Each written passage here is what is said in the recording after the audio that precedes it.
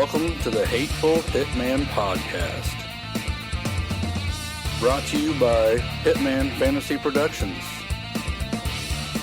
Premier football coverage from college to NFL to fantasy and everything in between.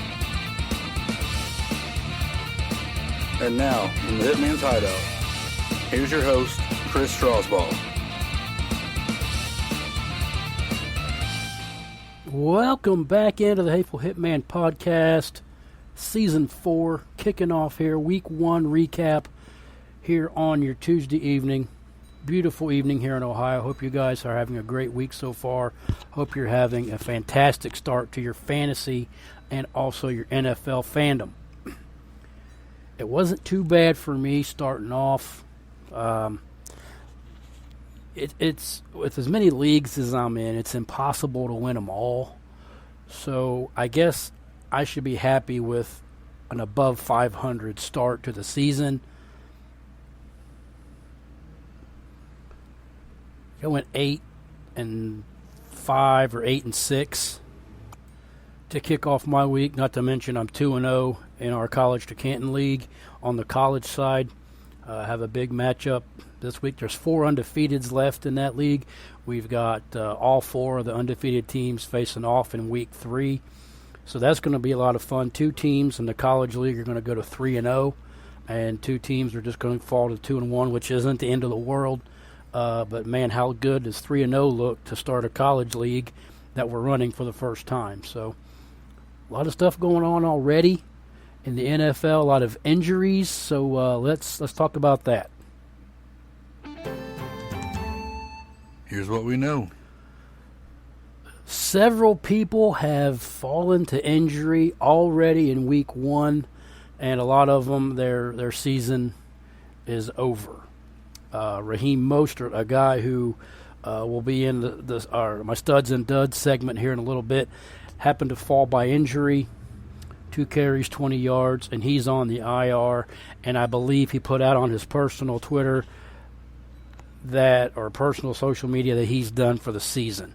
So in any kind of redraft league you may have Mostert in, or a league where you have a shallow bench, cut him.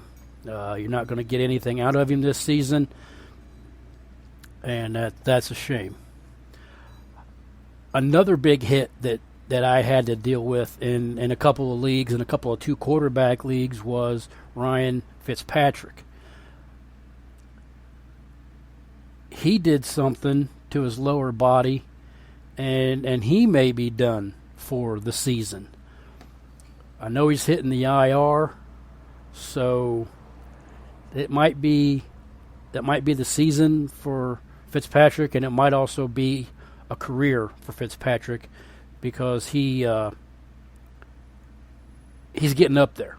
So he's been a solid journeyman quarterback for several years in the NFL, and you hate to see something like that happen if it is the end of his playing career, which I'm jumping to conclusions, obviously. But if it's the end of his playing career, I hate to see him go out on that note. But, it is the game, and, the game waits for no one, and it's sad but true, but it's next man up.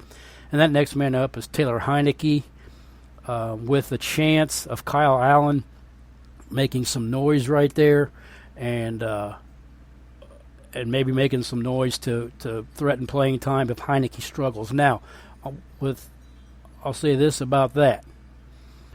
If you're in 2 quarterback leagues, or you're in a Superflex league, or a league where you play multiple quarterbacks, Heinicke's probably a must-grab, because most of the quarterbacks are already gone. So if your waivers are running tonight, you want to jump in there and see about getting Heinicke in a 2-quarterback or multi-flex quarterback system.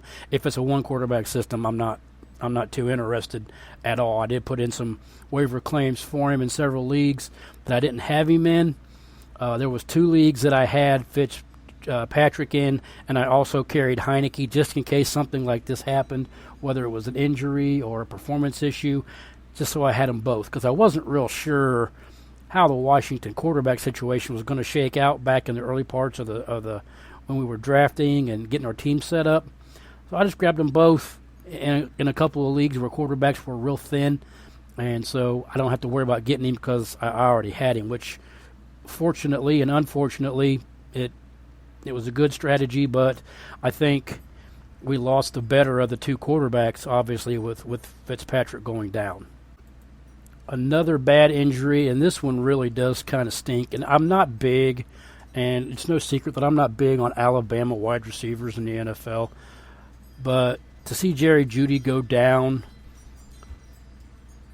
like that, with such great hype and such great promise, for this season, and to have him go down like that and hit the IR, and he's going to be looking at 8 weeks. Well, 8 weeks is a big old chunk of your fantasy season. Now, in your dynasty leagues and your Devy league, or not Devy, but in your dynasty leagues and keeper leagues and leagues like that where you have IR spots, you're not going to want to cut him. You're going to want to go ahead and just put him in one of your IR spots because he'll be back, and he may make a late push at the end of the season to get you back in, and he may be a great play, if he's able to come back healthy,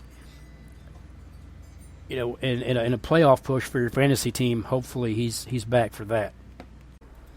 Last one here I have some notes on is Josh Jacobs. He was hurt during preseason training camp, and he played hobbled last night, ended up scoring a couple of touchdowns. I didn't watch that game, but I saw some of the recap. He was hobbled in and out. You may want to make a mental note of that. If you carry Josh Jacobs on any of your teams, just make a mental note that he's still playing with some injury, and I don't know if I would put a whole lot of stock in him falling into the end zone a couple of times like he did, until he gets up and going. So several key injuries starting off the season, and you hate to see it because a lot of these guys were counting on as stalwarts for our fantasy teams this year, and I for one I had Fitzpatrick as my second quarterback in 2 leagues, and firmly believe that it cost me wins in both of those leagues because I had him and Mostert in one league, and they both went out really early. So I can chalk up a couple of those losses to some injuries, but that is kind of the nature of it. And I've been pretty fortunate over the course of the last 4 or 5 years to avoid some serious injuries that, happened during the game. So, I mean, I guess I was due to suffer a couple of these. 9 times out of 10, something happens during weekend practice and the person's questionable or whatever, and I just hold them out, just for, safety's sake. But a lot of times you can't, and you start the guy, and you don't really expect quarterbacks to get hurt. With the way that they're protecting quarterbacks this day and age, you hit them just a little bit wrong and they call a foul. So, the quarterback one and the Jerry Jeudy one, I think might be the one that hits as a whole the hardest, just because he was really projected to have a really good season, and now you're starting off, bam, right out of the gate, he's hurt, and you're scrambling to find a replacement, which Tim Patrick wouldn't be a bad one. He's a guy that I had actually targeted a lot in the early part of the offseason, thinking that he may have a significant role anyway. So if your waivers are ran, or if you're going to put a little bit of fab on Tim Patrick, definitely don't hate that. And then KJ Hamler's another one who's a young, up-and-coming wide receiver. And, Teddy Bridgewater, he played okay. He impressed me a little bit. He played very well, in week 1. So, I mean, if that's what we're going to see from him, for the majority of the season, I don't know that that's a bad play at the quarterback position either if he's available. So, he's available in some leagues, 2 quarterback systems and stuff like that, probably not. But, check your waiver wire, and people dropping people all the time. So make sure you're following up with the drops every week, and getting back into the rhythm of what you've done, these past several seasons as far as working your fantasy team, into playoff contention. Work the waiver wire, check to see who's being dropped. And some people might just say, one week and I'm done with Saquon Barkley, and they drop him. It has happened before. So, I mean, make sure you're keeping up with that. So with that, we'll get on to the games. Week 1 recap. We'll start on Thursday night, Cowboys-Bucks. And if you wanted fireworks and you wanted big-time NFL action right off the bat, they picked the right game of the week to have on Monday Night Football, or Thursday Night Football, excuse me. Just a quick recap, this game was really close the whole entire time. And it was early on, you could see that they knew they couldn't run the ball against Tampa Bay, so they squashed the running game, and Dak just threw the lights out. And on the other side of the ball, Tom Brady is throwing the lights out. So ended up 31-29. The Cowboys almost pulled it out of there. I mean, I'm a big Cowboys fan, so my dad was over. We was watching the game. I made chili, and we were hoping that they could pull it off. But Dak 403, 3 touchdowns and an interception against that really good Tampa defense. I'd say that the issues with his shoulder and the issues with his ankle are behind him. If you can play like that, in a setting like that, right out of the gate, and you got 2 guys that went over 100 yards with Cooper and Lamb. Gallup went down for a little bit. He's out for some weeks. I didn't talk about him in my injury segment, but he's out for several weeks. So Cedric Wilson's going to see a little bit more of an uptick for those weeks, and Dallas looks good. Looked good in week 1, and looked really good. On the other side of the ball, not a whole lot on the running side. Fournette, 32 yards. Jones, 14 yards. But the story was Tom Brady, 379, 4 touchdowns. He did throw the 2 picks. But Antonio Brown, Chris Godwin, Rob Gronkowski, all with big games. And, it's what you come to expect from Tom Brady. I got Tom Brady in a touchdown-only league, and I got him and Josh Allen, and I'm probably going to go with Tom Brady going forward because he's going to throw all game long. It's a good game by the Cowboys and Bucks to start us off. Next we're going Texans, Jaguars. And I've been waiting for a few days to get this one off my chest. Look, if you know anything about me or you follow me on social media or anything like that, I am a Florida State fan to the core. Okay? If there's 2 teams that I loathe in sports, it would be the Buckeyes and the Florida Gators. So when I look at the Jacksonville Jaguars struggling with their new head coach Urban Meyer, and he's all kind of pouty and upset that his team's not playing good, and the number 1 overall pick Trevor Lawrence throws 3 interceptions in his NFL debut. I got to tell you, that puts a big old smile across the hitman's face. I kind of thought that this was going to be a train wreck from the very beginning.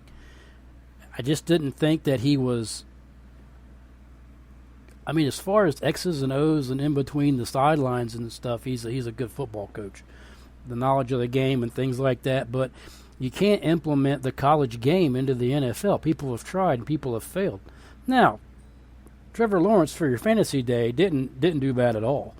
333, 3 touchdowns and 3 picks. So, I mean, that's not a terrible fantasy day. I mean, the interceptions hurt you unless you're in a league where interceptions don't hurt you. But, I mean, it was a decent fantasy day for him. It was a clunker for James Robinson. That's terrible. I was afraid of this. Even when ETN went down, I thought, well, I'm not sure how they're going to use him anyway. But, I mean, DJ Chark had a good day, 3 for 86 and a touchdown after all the offseason buzz about him not being very good and Urban Meyer not liking him. Laviska Shenault, 7 for 50 on 9 targets. That's not terrible. I like him going forward. Marvin Jones, 5 for 77 and a touchdown on 9 targets. 12 targets for DJ Chark. So, obviously, if they're not going to run the ball, which Carlos Hyde, 44 yards, James Robinson, 25. if they're not going to run, if Lawrence is going to throw the ball 51 times a game, then those guys are going to be worth having as fantasy 2s and 3s for sure. But, the big story here is Houston. The big-time game manager, Tyrod Taylor, came out for 291 and 2 touchdowns. And the old guy, Mark Ingram, 85 yards, he got in the end zone. Philip Lindsay got in the end zone. I don't expect that to stay up. Brandon Cooks, 5 for 137 on 7 targets. That volume to target ratio is not going to stay that way, so don't expect that every week out of Brandon Cooks. But, I mean, this was just a good game. Houston was a better team. They played a team that was, beneath them, below them, as far as talent goes, and you can see that. They showed up. So all hope might not be lost for Houston. But I mean, you have to kind of alter your expectations with them week to week on who they're playing. Next up, the Chargers versus the football team. There was a little bit of a scare, other than Fitzpatrick going down with Antonio Gibson. He was a full go at practice yesterday, and he was also taken off of whatever injury report there was, so no real issue with him. If I was in a pick'em league, which I'm not this year, I would have picked Washington to win this game, just with the sheer defense that they have. Washington DST was going, number 1 or number 2 in our drafts in the fall, and they only give up 20 points, which isn't terrible. So I mean, it's not. All's not lost, and it's a long season. So, I mean, they've got the front 4 that's just amazing. Their linebackers are good, and their secondary's pretty decent. So, I mean, their DST is going to be good. I mean, obviously it wasn't Austin Eckler.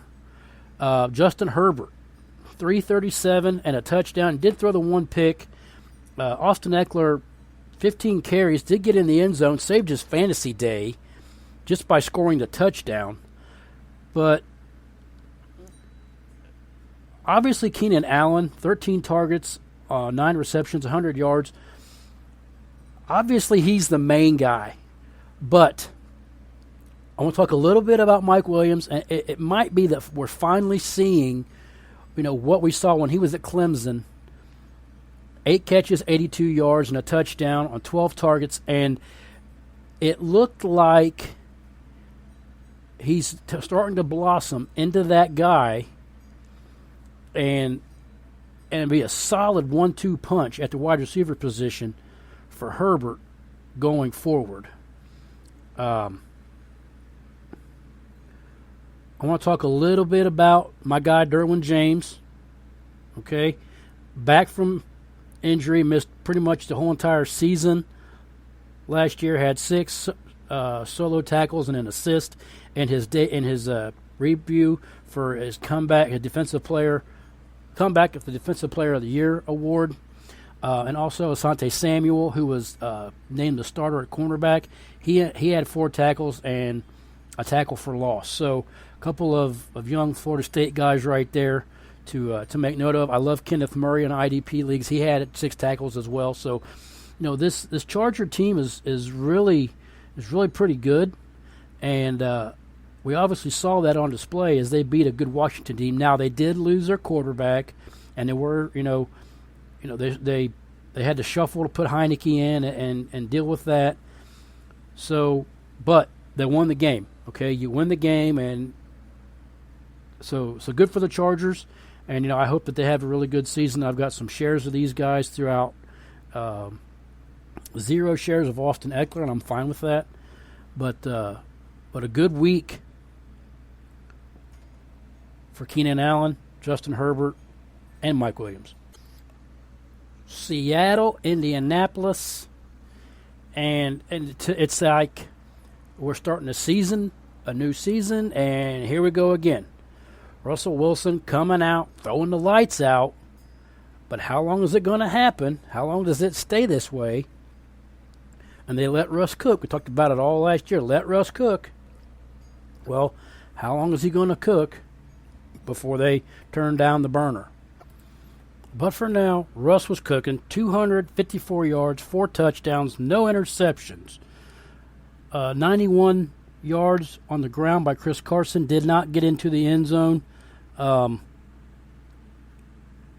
wanted him to score right there because he only had 3 receptions in the passing game. A touchdown would have helped save his day. But, I mean, that's not bad. 90 yards and the 3 catches get you double figures so in PPR leagues. So it wasn't too bad. The story of the game here was Tyler Lockett. And, you know, this guy's really good. And he's been good. He's been quietly good for a long time. 4 for 100 and 2 touchdowns. He caught 2 bombs from Russell Wilson. DK Metcalf, 4 for 60. He kind of saved his day with a touchdown. Now, it would have had double figures, but the touchdown makes it nice. Gerald Everett, if you're in a league where you play 2 tight ends or a tight end premium league, he had a day salvaged by the touchdown that he scored, Russell's 4th one.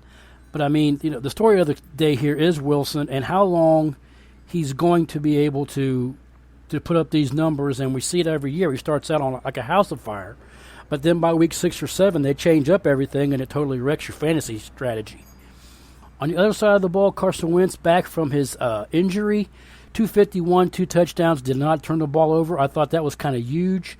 Him protecting the game kept Indy, you know, they kept this game close. I mean, 28-16, it's a close game anyway, but Jonathan Taylor, a dud. He had a touchdown that was called back by a penalty, 17 for 56, not spectacular. He did save his day with 6 catches for 60 yards, so that got you 12 points in PPR, which definitely saved his fantasy day from being a total flop. Zach Pascal is a guy who's very interesting to me, and I do have a share or 2 of him throughout my fantasy landscape. 4 catches on 5 targets, and he caught 2 touchdowns. Now, that doesn't equate to every week, you know, output, but it might be good for a wide receiver 2 or a wide receiver 3 for sure. You know, in a lot of leagues where you're looking for something and, you know, you're putting a guy in and thinking that there's a chance, and it's a legitimate chance that he's going to do something, because I don't have much faith in Paris Campbell, and as much as the preseason told us about Mike Strahan or whatever, you know, that's unproven as well. So, you know, to me it's like Michael Pittman, Zach Pascal's the proven commodity there. You know, he's been in the league a while, and that might be a safety valve for Carson Wentz as we, you know, go into this first month of the season. So pay close attention to him, and, you know, if you think you need somebody because, you know, you don't have some of these, you don't have Jerry Jeudy or whatever, you know, and you need to put Zach Pascal in, I don't hate it. Jets, Panthers, another close one. Another game where we got a couple of new quarterbacks. One is brand new, first NFL game, and one is his first game with his new team against his old team. And by golly, if Sam Darnold didn't get a little bit of revenge in beating the Jets. Nothing to really get all kinds of excited about. 24 for 35, 279 and a touchdown. Managed the game well and enough to get the win. Now, Christian McCaffrey in his first game, really back from injury, did not find the end zone, but ended up being one of the higher scoring fantasy players this week in week 1 just because he caught 9 balls for 89 yards. And he also ended up with 98 yards rushing, just a little bit under 100. But the 9 receptions plus all the yardage between the rushing and the receiving really salvaged his fantasy day. If he would have gotten the end zone once or twice, holy crap, that would have been a monster performance. So really happy from what I've seen out of Christian McCaffrey coming back. Like I said, they're a scorer, and he's having top 2 or 3, fantasy day overall. DJ Moore, 6 for 80, and this is something that gives us a little bit of hope. There was a lot of talk about DJ Moore being, more of a focal point and being the guy now. There's no question. Robbie Anderson, the one catch he did have, went for 57 yards and a touchdown, only on 3 targets, where DJ Moore had 8 targets. Even the rookie Terrace Marshall had 6 targets. So I don't know how to think about Robbie Anderson. I think Robbie Anderson's going to be one of those guys where if you play him, you better play him on the right week. Because if you don't, in that 1 for 57 and he doesn't score, you're looking at 6 points, and his week really stinks for you. So, DJ Moore is probably going to be the main guy, catching passes here as Darnold gets more and more, comfortable in this offense. And then obviously Christian McCaffrey's, you're going to play him regardless of the matchup. But, switching sides now, I'll talk a little bit about it. And I'm a big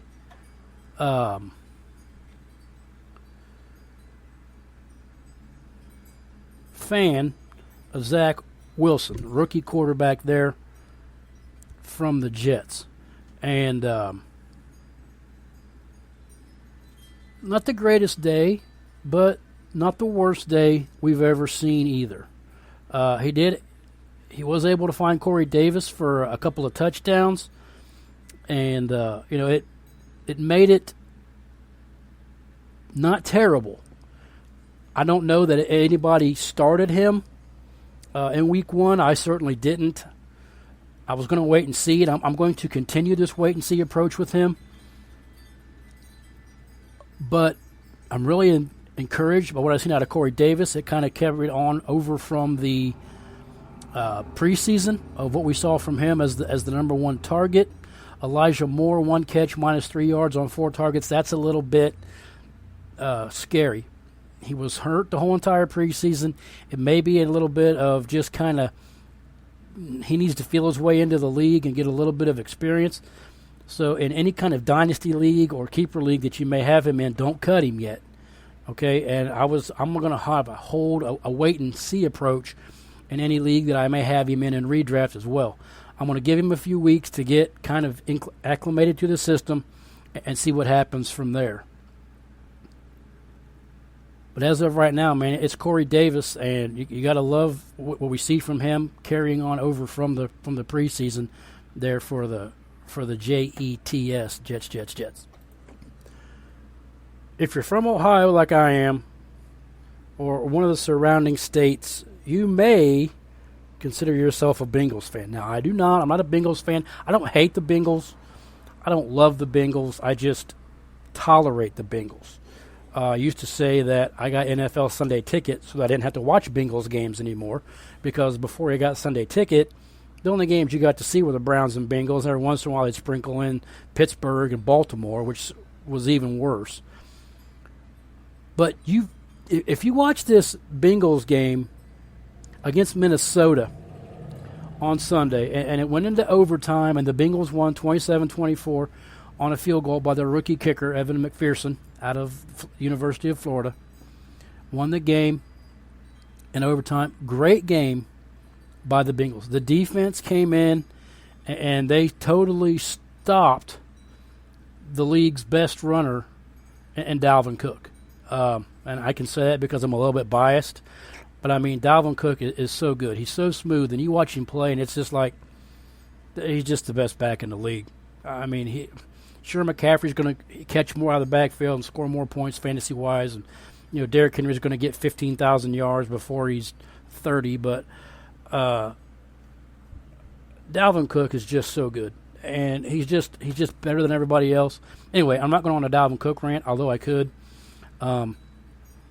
He came in, a touchdown saved his day, or else he really wouldn't have done much against this Bengals defense. This Bengals front four plus their linebackers really came in with the game plan to shut down the running game, and by all intents and purposes, they did just that. But with stuffing the run, what do you have to do? Well, then you have to throw. And it turns out to be a very good fantasy day for Kirk Cousins. 351 yards, 2 touchdowns, didn't throw any interceptions, which is really good. That's a good, solid, quiet fantasy day for Kirk Cousins. And if you had to play him in a Superflex league, you were definitely not disappointed. 20 carries, 61 yards for Cook. Like I said, the touchdown saved his day. He did have 6 catches out of the backfield for another 43 yards, so that made it a little bit better. That kind of eliminated some. He didn't have a lot of yardage and stuff like that. But Adam Thielen, 9 for 92 and 2 touchdowns. The old guy is still getting it done, and he's still a threat in this league, and he's still a guy that you can rely on week in and week out. Justin Jefferson, 5 for 71. It was kind of a pick your poison. He got down to the goal line, and they said he was tackled. Ended up okay because Cook ran it in. But I mean, if you didn't have Cook and you got Jefferson, you kind of got duped out of a touchdown maybe. But all in all, a good day. 5 for 71, that's 12 points. That's double figures, and you'll take that. A guy I want to talk about here that I was reading about before the season started, and said with all the people leaving and people hurt, was KJ Osborne. I think he's a second-year guy out of the University of Miami, and he's a guy to watch. I don't know that he would be your wide receiver 2. He could probably play as a wide receiver 3 or definitely an injury or a bye week replacement. 7 for 76. I don't hate that. I do have KJ Osborne in a couple of places, but I didn't start. I think maybe I did start him in our college team league just because my wide receivers are so bad. I had no choice. But that's a good day for him. 7 for 76 on 9 targets. I like the volume right there. Let's hope it translates into something else as the season continues on. And for the Bengals, man, Joe Burrow, very efficient, 20 for 27, 261 and 2 touchdowns. He's kind of getting back in the saddle. Like Dak and some of these quarterbacks are coming back off of injuries. A good day for him. He protected the ball. Joe Mixon, 29 for 127 and a touchdown. Look, I don't look for that to continue. Okay, Joe Mixon is one of the guys who I absolutely refuse to draft and refuse to have on my team because I just don't trust him and I just don't like what he brings to the field. So, I mean, I'm in the minority there. I get that, but I don't carry any shares of him, and I just won't. But if you do, and you had him in your lineup, obviously, because you drafted him high, 29 for 127 and a touchdown definitely gave you a good game. Now, 2 guys here on the wide receiving part of the program. Jamar Chase, what do you mean he can't catch? What do you mean we're having all kinds of issues in preseason and training camp and all this? And he's dropping balls that he should be catching. Well, 7 targets, he gets 5 for 101 and a big touchdown. I mean, what was we all worried about? I was even a little bit skeptical, like maybe he took too much time off and he has to get himself back into shape, and maybe he still does. But to come out like that in his first game as a pro and go for 5 for 101 and a touchdown, big game for him. Huge ups for him, and the sky's the limit for that kid. I love Jamar Chase. T. Higgins, 4 for 58 and a touchdown. I love the compliment right there. Burrow's got lots of weapons to throw the ball to. And Tyler Boyd, he was kind of quiet in this game, but he's got a lot of people to throw the ball to. And that's why I kind of think that Mixon's numbers are going to kind of decrease the more confident Burrow gets in his coming back from that big, nasty injury. I think some of the carries are going to go down. I don't see him getting 30 carries every game, especially if Burrow can throw the ball all over the place and have those receivers. But great game for the Bengals, and, I hated to see the Vikings lose because I really wanted to see, Dalvin Cook do a little bit more. But, good game for the Bengals and a nice start to their season. Cardinals, Titans, Kyler Murray was like Superman. They could not stop him, and the Titans couldn't do anything. They couldn't even get Derrick Henry going. 38-13, Kyler Murray came in, and what a game he had. 289, 4 touchdowns, did throw an interception. Didn't wreck his day, though. 5 for 20 on the ground, and he ran another one in, a little short, a little small one. So 5 total touchdowns on the day for Kyler Murray. And that puts him right up there, at the top of the leaderboard for scores this week. But here's what we've got to look forward to and what we've got to really be really excited about, as the season unfolds. DeAndre Hopkins, 8 targets, 6 for 83, 2 touchdowns, and he had to go up and get both his touchdowns. I mean, those throws were not easy. He had to make it, and oh my goodness, he scored a couple of really nice touchdowns. Christian Kirk caught a couple, 5 for 70 on 5 targets. Those volume numbers are going to come down. Rondale Moore, the phenomenal rookie, who, if he can stay healthy, adds an element to the game that we haven't really seen before. He can do all kinds of stuff out of the backfield, out of the slot. I mean, this guy is a strong, well-built young man, and he is exciting to watch, very fast. Chase Edmonds caught 4 passes on 5 targets. A.J. Green was targeted 6 times, 2 for 25. I think, A.J. Green's just there just to maybe just end his career. I mean, because I don't know, unless he blossoms, I think the rest of these guys are just going to outplay him. Hopkins, Kirk, Moore. I think all these guys are going to outplay him. A.J. Green's just getting, up in years. But this offensive line did a very good job for the Cardinals. And Tennessee just could not get it going, and they couldn't do anything. Ryan Tannehill, 2 for 12, a touchdown and a pick. The touchdown really saved his fantasy day, and it wasn't all that great. He ran another one in that really helped. But the headline news in this entire game is Derrick Henry, 17 for 58.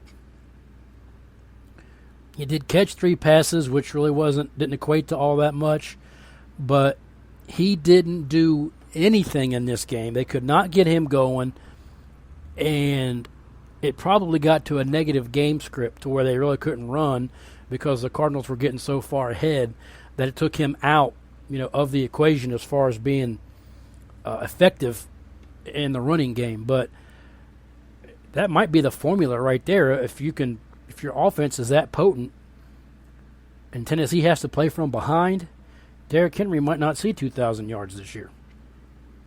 And that wouldn't hurt my feelings at all. A little depressing day for some of these guys on the wide receiving core. A.J. Brown, 4 for 49, saved his day with a touchdown. Julio Jones, 3 catches on 6 targets. Not saying I told you so, but, I mean, I don't know what he's going to bring to this team other than a big body and a name on the back of the jersey. I don't know that he's really going to shell out like he did in Atlanta. But, time will tell. And, if he blows up and has a fantastic season, I'll say, oops, I was wrong. But Kyler Murray, in standard scoring leagues and traditional scoring leagues, is the number 1 quarterback of the week. And holy crap, the sky's the limit for these Cardinals if they can keep that ball rolling.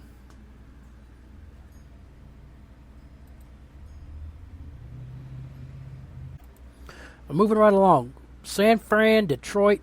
San Fran 41, Detroit 33, a score that is a little bit deceiving. A score that really game was not really as close as the final score indicates. Sometimes you can look at a game and it get blown out, but they get blown out late, and it's closer than that. This is kind of the opposite. Detroit put some drives together at the end of the game, and was able to make it look a little bit respectable. Does kind of give you hope for what they can do going forward. But, this game was all about Jimmy Garoppolo.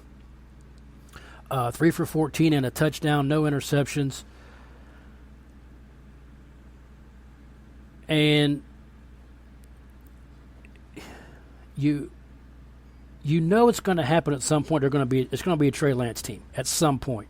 But this game right here gave Jimmy Garoppolo the security for another couple of games. He's going to be the guy going forward, and all of us Trey Lance people that are waiting for him to come in and take over, we're going to have to wait a little bit longer because Garoppolo played a fine game, and as did Deebo Samuel.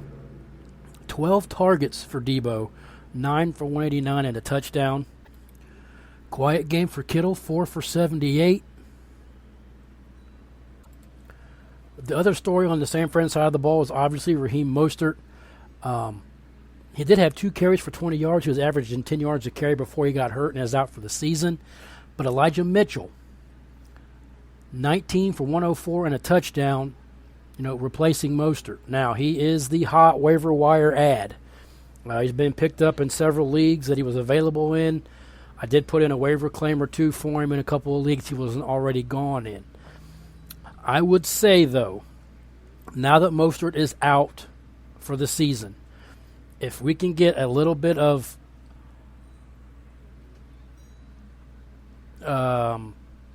consistency out of this kid in the running game, then maybe Kyle Shanahan stays with him, and you don't have to worry too much about JaMychal Hasty and also Jeff Wilson, who will come back at some point from injury. So, but I mean, if he can grab a hold of this starting job, then those guys aren't going to be able to pry it away from him. Definitely interesting to see how he does, in the next 2 or 3 games, and if he can keep up these numbers. Also, while Jimmy G does his thing in the passing game. Look, there's a light at the end of the tunnel for Detroit. Jared Goff, 338, 3 touchdowns and a pick. I mean, that's fantasy stats right there. You get that out of a fantasy guy, and you're like, holy man, that's a good day, and it really is. It really is. Jamal Williams and DeAndre Swift split time in the backfield, and I heard earlier in the preseason that it was going to be this way. They were going to give him a role, and it was going to be like a 50-50 share, and for the most part, here in Week 1, that's what it was. DeAndre Swift didn't do anything in the running game, but when it come to the receiving game, that's where he saved his fantasy day. 8 for 65 and a touchdown. TJ Hawkinson is probably, after you get past the top 3 studs at the tight end position, Hawkinson's in the argument for being, the 4th or 5th tight end in this league, and he showed it here in Week 1, 8 for 97 and a touchdown. Really like that young man at the tight end position, and I'm not a tight end guy, so if he keeps this up, I may change my mind.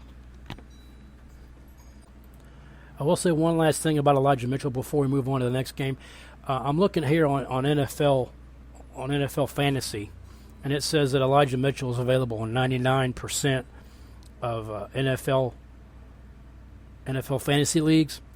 That has got to be the biggest load of crap that number is inflated just in NFL fantasy, and it's got to be in standard scoring or redraft or whatever leagues, because this guy's not available in deeper leagues. He's not available in dynasty leagues. You're going to have to, if he was available, you're going to sneak and get him, because anybody, and this must be something different in different leagues, because every league that I'm in, everybody knows everything. You're not sneaking anything past. So if you were able to get Elijah Mitchell, off the free agent wire, consider yourself lucky, because it's just not a reality in the leagues that I run in. Maybe the surprise game of the week for me is the Steelers and the Bills. I really thought that Buffalo would win this game. Pittsburgh 5-1 in the last 6 road games versus Buffalo. That kind of speaks volumes. And I normally don't look at numbers like that, but when they feel comfortable going into Buffalo and playing, and obviously they do because they went in there and they won. I was a little bit let down, and I know Pittsburgh's defense is good. I get that. I mean, Pittsburgh's defense is always good. I mean, if there's one thing you can always bank on is their defense is going to play hard every single year. They're going to sock you, and they've got the talent and the guys to do it. And if not for the 1 touchdown pass from Josh Allen to Gabriel Davis, he would have been in my studs and duds segment that I'm going to get to here in just a minute, because that touchdown saved his day. And like I was saying, this game just screams, Pittsburgh's defense just came in and shut down Buffalo, because it really wasn't any offensive output from Pittsburgh that just blows you out of your seat. 188 for Big Ben. That's usually what he gets in a half. But Buffalo's defense is good too. 1 touchdown to, I think it was Deontay Johnson. Yeah, 5 for 36 for Deontay Johnson on 10 targets. Juju, 4 for 52. Claypool, 3 for 45. None of those things just scream, start me. The rookie Najee Harris, 16 carries, 45 yards. He didn't really get anything going. So this was a defensive game that, when it came down to it, Pittsburgh's defense, won the day. Josh Allen, 270 and a touchdown. Like I said, that touchdown saved his week for you. Not a lot on the ground. He did have 9 carries for 40 yards, but, with Zach Moss being a scratch for whatever the reason, it gave Singletary a chance to see more action. He had 11 carries for 72 yards. Nothing that says, hey, start me right there either. Stephon Diggs, who's very reliable, 14 targets, 9 for 69. So, the volume saved your day with Diggs. The same also with Beasley. 13 targets, 8 catches. If he's going to see 13 targets, man, Beasley is going to be a guy that you're going to seriously consider, starting, as your wide receiver 3 for sure. Gabriel Davis, 2 for 40, caught the touchdown pass. Luckily, I have him in a few places. Didn't start him. I wasn't sure what to expect. I can live without that touchdown because he didn't do much more than that. Defensive battle here, and this could be a game that could end up being, we could see these guys again in the AFC Championship real easily. If Pittsburgh's defense plays like that, I think Big Ben's going to have to get a little bit better. But they will. It's week 1. Eagles-Falcons, this will probably be the easiest one to cover. The Eagles kicked the dog crap out of the Falcons. The Falcons mustered up 2 Younghoe Koo field goals in the first half, and they didn't get close to the end zone again. The big-time tight end phenom Kyle Pitts was the Pitts. 4 catches, 31 yards. They didn't do anything. And the Eagles, Jalen Hurts, 264, 3 touchdowns. He also rushed for 62 yards. He came in there and beat the Eagles, and it lets you know that the Eagles have their starting quarterback. Okay, there's a little bit of a 1-2 punch there in the running back position. Kenny Gainwell, the rookie out of Memphis, he had he had a touchdown and another touchdown called back. So he could be rising up the free agent boards.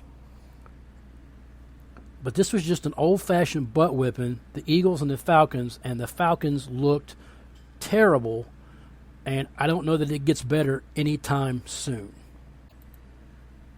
And what may have been the game of the day, Kansas City 33, Kansas City 33, Cleveland 29. This is a game that Cleveland let get away from them. They were up, but then Mahomes came in and did what he does, goes crazy, because Cleveland led most of this game.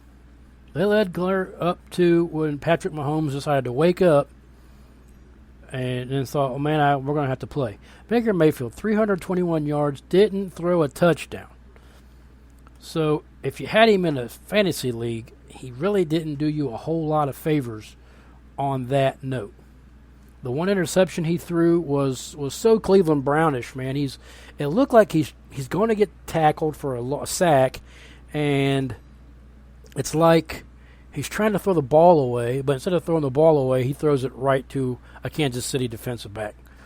And that's what iced the game, actually. Nick Chubb, 15 for 83, 2 touchdowns. You'll take that because he's splitting time. Kareem Hunt, 6 for 33 and a touchdown. Jarvis Landry ran one in. This team played well enough to win and just held on to the lead long enough to lose it.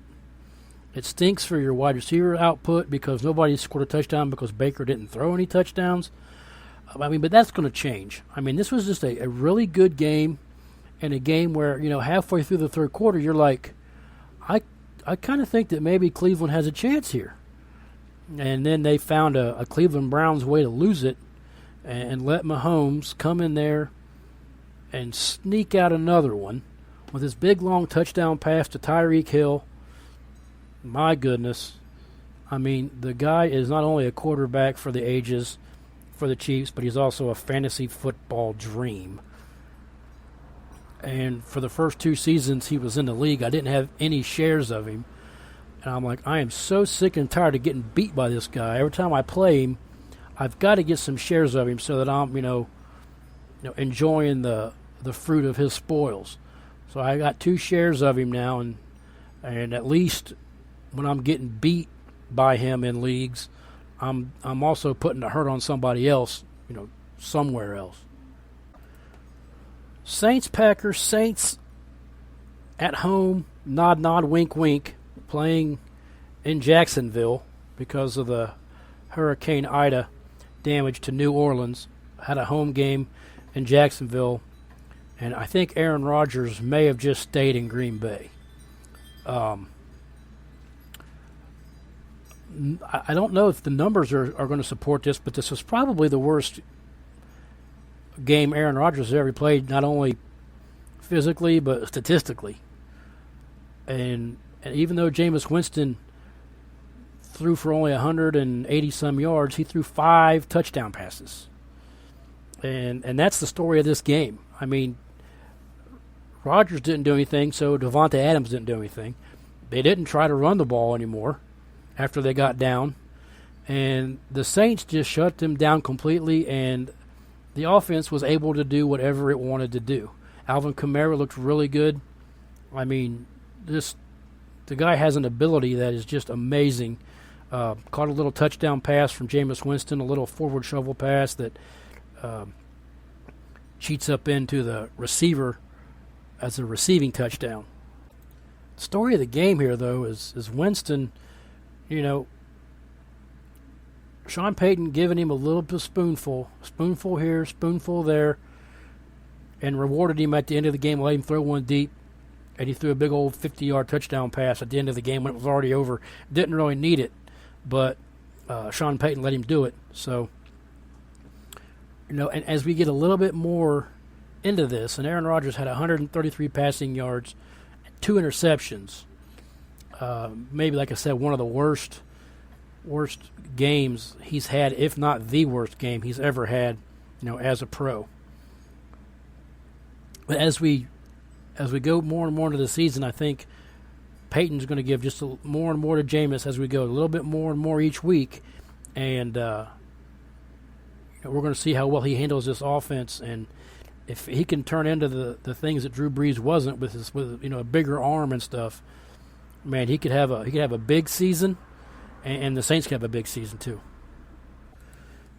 Broncos Giants. The Giants are the worst team in the NFC East. And it tickles me to say that. I don't like the Giants. I don't like the Giants anymore. I do the Eagles or the football team. But they're really bad. And Denver could be sneaky good. Now, I've heard a lot of negative, rebuttal on social media about the Melvin Gordon, Javonte Williams running back duo there. I like what I saw, though. I mean, everybody's saying drop Javonte Williams. Don't do that. For one, he's an NFL running back. You don't drop him in fantasy leagues. Running backs are too important. You don't drop him. I started him in a couple of places, and I don't regret it. I mean, he didn't get in the end zone. He didn't have a huge fantasy day, but he got some volume. He got some carries, and he got his feet wet, in the NFL game. Melvin Gordon's day wasn't fantastic until he broke that long 70-yard touchdown run. So, keep an eye on that backfield.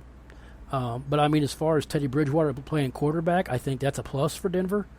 I think he uses his game management skills to get the ball to different players and spread the ball around. And, the Broncos' defense is really good. Von Miller's back. And, they could have a really, really good season. Now, am I saying they're going to win the AFC West? I'm not saying that. But, I mean, they could have a very good year, and the Broncos could be, in contention, for the playoffs. I'm not saying that they're – I guess I'm not going to put my flag on them, but, I mean, I wouldn't be surprised at the end of the season if Denver had a pretty good year. Patriots, Dolphins, battle of the AFC East right out of the gate.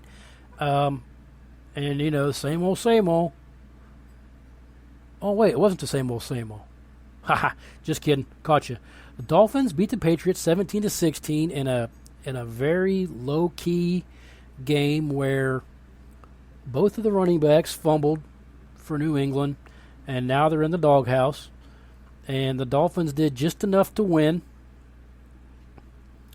And Jalen Waddle may be the real deal for Tua, and it's baby steps. It's baby steps going forward, and we're going to ease him into it. And Mac Jones, I watched a little bit of this game, just off and on through the red zone. I don't think Mac Jones played terrible. This was his first game as an NFL player as well. So a lot of these guys are young, and they're going to take time and baby steps and little sample sizes. But give him a chance, and he's going to be he's obviously the right guy because Belichick knows what he's doing. He's the right fit for this team. So just give him some time, and Mac Jones will probably be just fine in this league at the quarterback position. But the Dolphins found a way to win a division game in New England, and they found a way to really steal a win against the Patriots, who have owned them for as long as I can remember. So hats off to the Dolphins, and their fans are probably loving life right now, and good for them. And who doesn't want to see the Patriots get beat? We all do, unless you're a fan, and then obviously I guess you wouldn't. Whoa, buddy. Bears-Rams. Bears 34, Rams 14. And Brian Wickham, our friend, is a guest host. He's on the HFP with me as an analyst.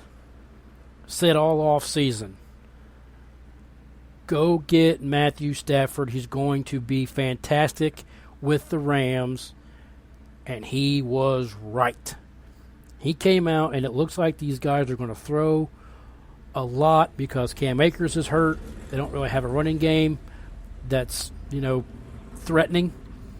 So the Rams are going to throw, and, McVay may have found his guy, and Stafford could be the fantasy darling of the 2021 season at the quarterback position.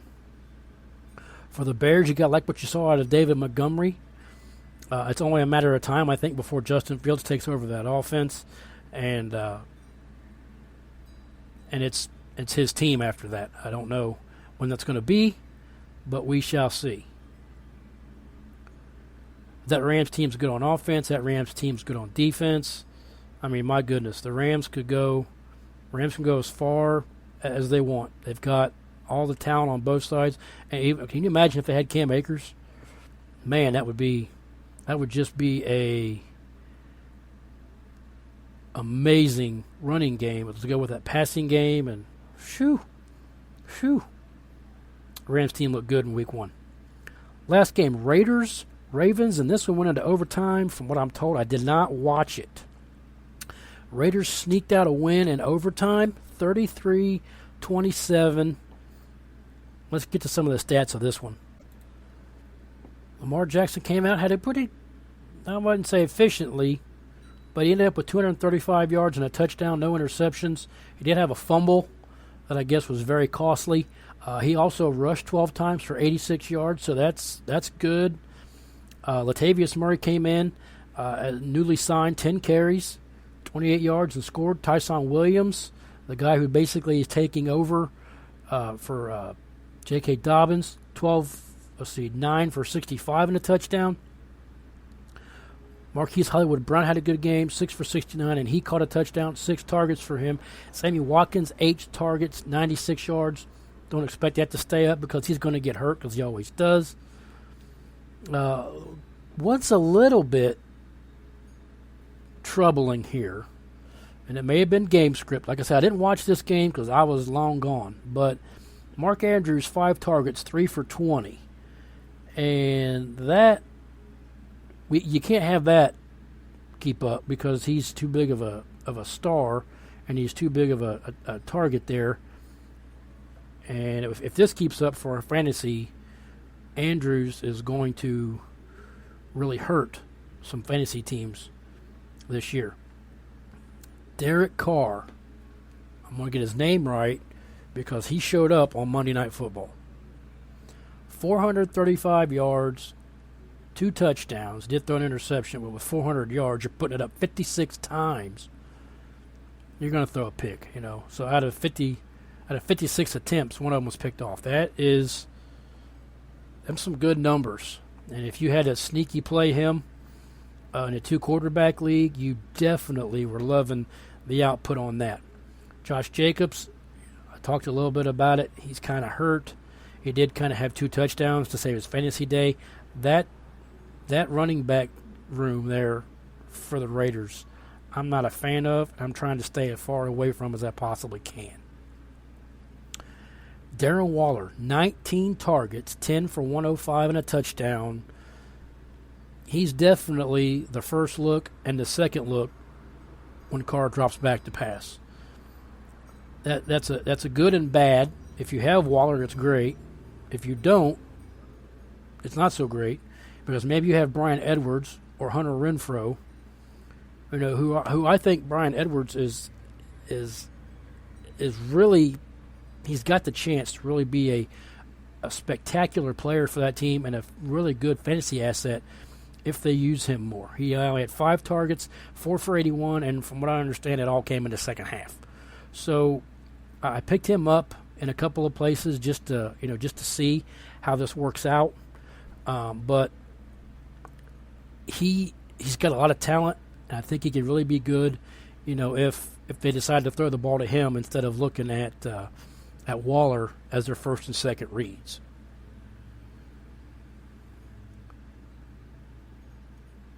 Whew, that was week 1 recap. Man, that was a lot. It gets a little easier once we get to the bye weeks. But one more segment, studs and duds, before we get out of here. So let's talk some studs and duds right now, real quick. Weekly studs and duds. We're going to start right off with Kyler Murray on the stud side of the coin. Big game for him. Number 1 quarterback in fantasy and most scoring setups this week. It's his 3rd year in the system, and if he can stay healthy, the sky's the limit, and they just can't catch him. They can't get him. He's so shifty and quick, and he's got a quick release. Kyler Murray is fantastic, and I've got him in a lot of places, and I am psyched. Dud number 1, Aaron Rodgers, and this was like I said earlier, probably his worst outing as a pro. And did he do it on purpose? I've seen something about that where he did it on purpose. I don't know. I'm not a conspiracy guy, so I'd hope not. But he just didn't look good, and the Saints defense just got after him. My next stud, Christian McCaffrey, back from injury. Didn't score, so in standard scoring leagues, you didn't get much out of him. But in PPR, he was a PPR dream with his 9 catches and 80-some yards, and another 90-some yards rushing. So big day for him.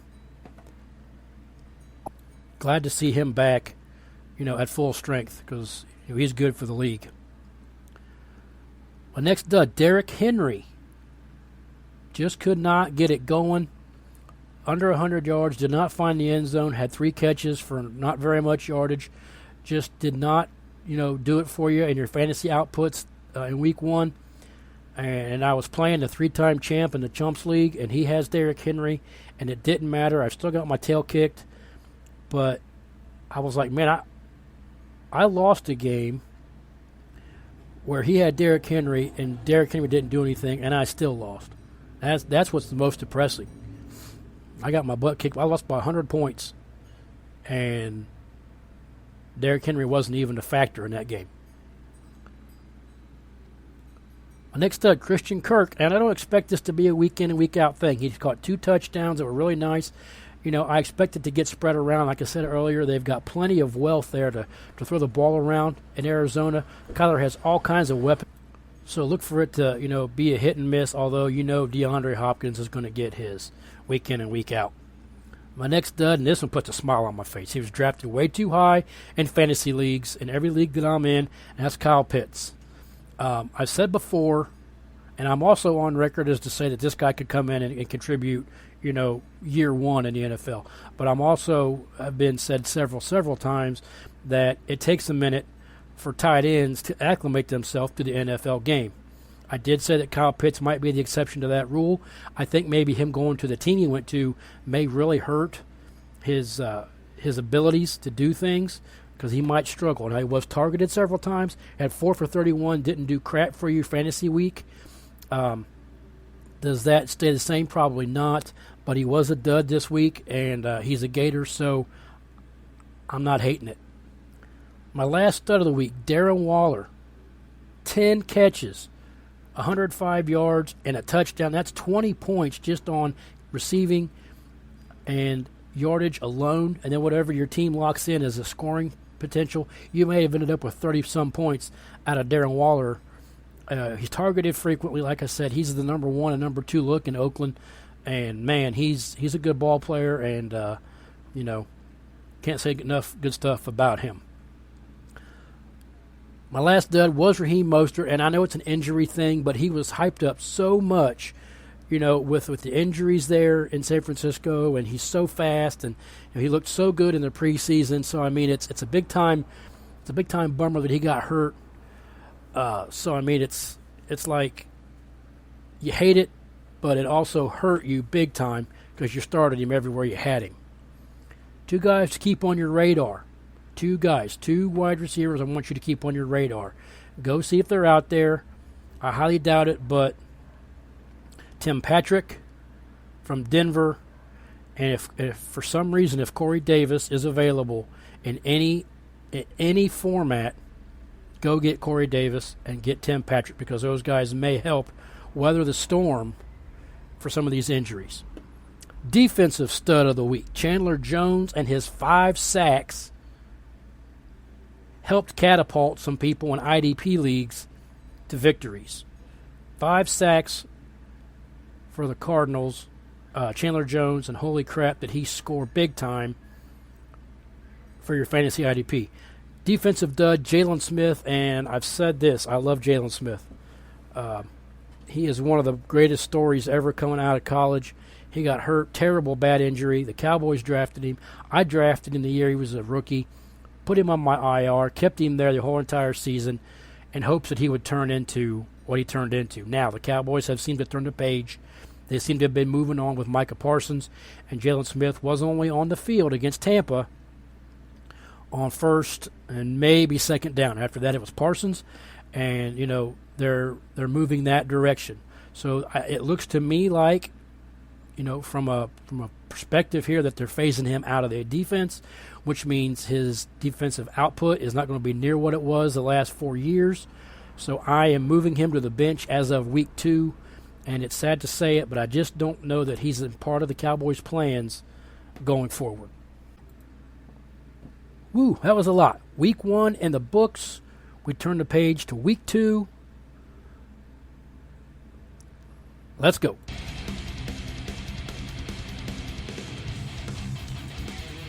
That'll do it for me. Week 1 in the books. Moving on to week 2. Hope you did good. My name is Chris Strasbaugh. You can find me on Twitter at Hateful Hitman. You can find the show all over the place. I'm available on just about any platform you listen. If you do listen, I do appreciate it. Thank you so much for the support, outreach. Hit me up with the questions, start sets. What do you think about this? What do you think about that? I'll be happy to answer it. If you're a Florida State fan and you want to check me out, I'm going to be live tonight at 8 o'clock on Spear Addicts with Chris Frazier talking FSU. We're going to be talking Jacksonville State debacle. We'll be talking Wake Forest and whatever else comes up. Check us out on Spear Addicts tonight, live at 8 o'clock. Other than that, good luck in week 2. I'll see you next time on the Hitman Show.